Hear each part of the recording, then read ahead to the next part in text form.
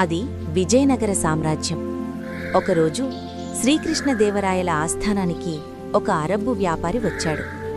అతను వెంట తెచ్చిన మేలురకం గుర్రాలను చూసి రాయలవారు ముచ్చటపడ్డారు. భారీ ధర చెల్లించి వాటిని కొనుగోలు చేశారు. కాని రాయలవారికి ఒక కొత్త ఆలోచన వచ్చింది. మన రాజ్యంలో కూడా ఇలాంటి మేలుజాతి గుర్రాలను పెంచాలి అని నిర్ణయించుకున్నారు.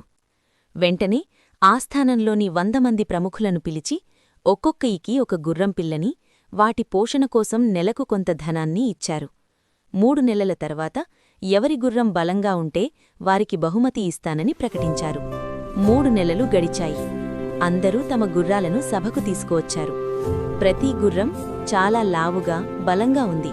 కాని మన తెనాలి రామకృష్ణ మాత్రం ఖాళీ చేతులతో వచ్చాడు. రాయలవారు అడిగారు, రామకృష్ణ, నీ గుర్రమెక్కడా అని. దానికి రామకృష్ణ వినయంగా, ప్రభూ, నా గుర్రం చాలా భయంకరంగా తయారైంది. దాని దగ్గరకు వెళ్లాలంటే నాకే భయంగా ఉంది. మీరే వచ్చి చూడాలి అని కోరాడు.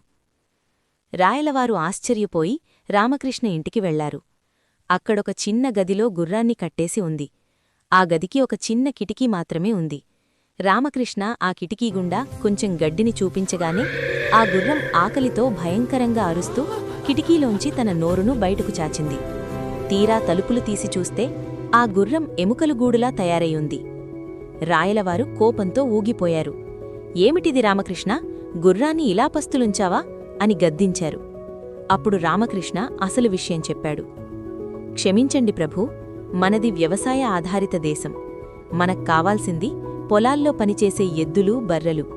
అనవసరంగా గుర్రాలమీద ఇంత ధనాన్ని వృధా చేయడం కంటే ఆ డబ్బును ప్రజల సంక్షేమం కోసం వాడటం మంచిదని మీకు అర్థం చేయించడానికే ఇలా చేశాను అన్నాడు.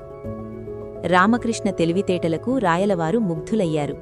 తన తప్పు తెలుసుకొని రామకృష్ణకు ప్రత్యేక బహుమతిని అందించారు.